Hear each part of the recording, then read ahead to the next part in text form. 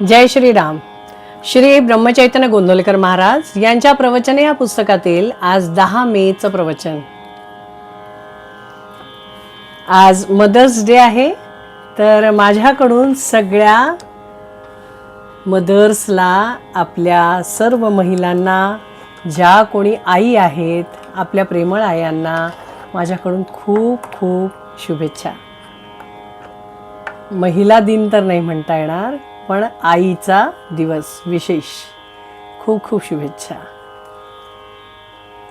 देह मनाने व्हावे रामार्पण, भगवंताची उपासना दूर करी यातना, चित्ताची स्थिरता भगवंताच्या उपासनेत निश्चितता.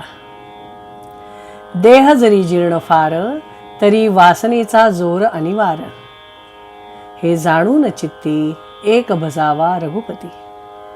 हृदय करता भगवंताचे ध्यान, नामाविण उच्चार दुजान जाण. त्यात व्यवहाराचे जतन, न दुखवावे कोणाचे अंतःकरण. असा नेम ज्याच्या पाशी, राम तेथील रहिवाशी.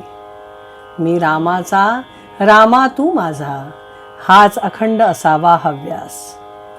ऐसे ध्यावे रामाला, की जे जीव प्यारे झाले मला. आता याहून न दुजे सांगणे काही, रामाविण जगू नाही. जे जे होणार ते होतच जाते, जे भगवंताच्या इच्छेने घडते. ऐसे आणणे मना याचे नाव उपासना. अखंड रामसेवा ज्याला लाभली, धन्य धन्य त्याची माऊली. स्वार्थ रहित रामसेवा, याहून लाभ दुजान जीवा.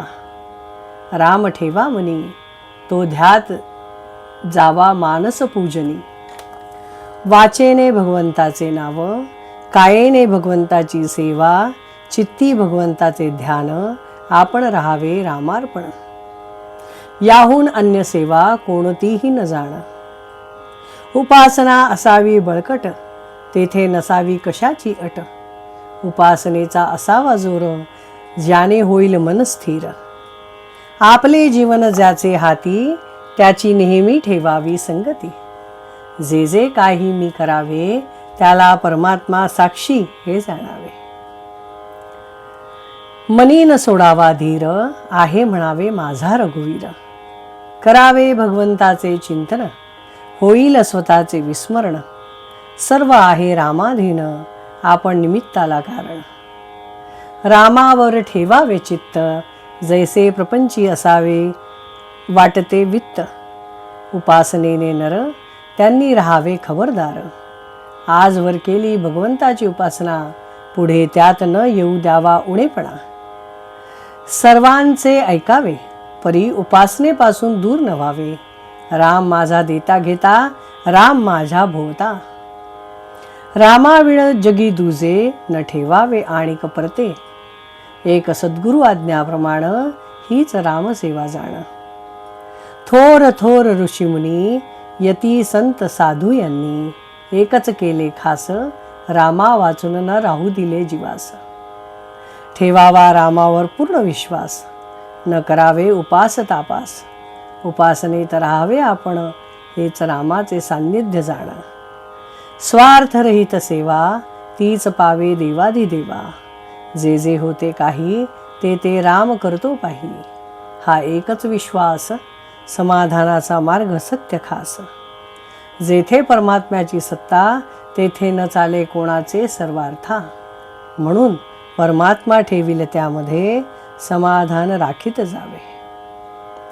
चित्ती भगवंताचे ध्यान, आपण राहावे रामार्पण. याहून अन्य सेवा कोणतीही न जाण. या प्रवचनात मला असं जाणवलं की रामाच्या पासून आपलं मन थोडंसंही वेगळं झालं की आयुष्यात चुकाया घडणारच. प्रवचन वाचता वाचता मी थोडंसं वर बघायला गेले की माझं वाचनात चुकतं. तसंच आहे साधनेचं. जर आपण रामाला विसरलो, तर आपलं चुकतंय हे लगेच जाणून घ्यावं, आणि ती चूक आपल्याला रामच दाखवून देईल. इस प्रवचन में कहा गया है कि देह और मन से हमें रामार्पण हो जाना चाहिए।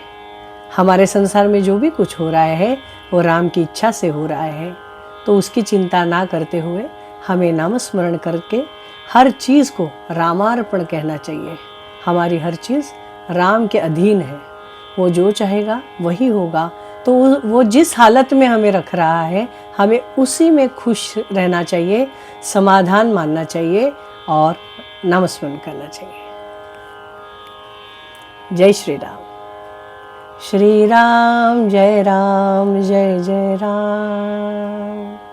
श्री राम जय जय राम। श्री राम जय जय राम। श्री राम जय जय राम। श्री राम जय जय राम। जय श्री राम। काही चुकलं असेल तर कृपया माफ करा।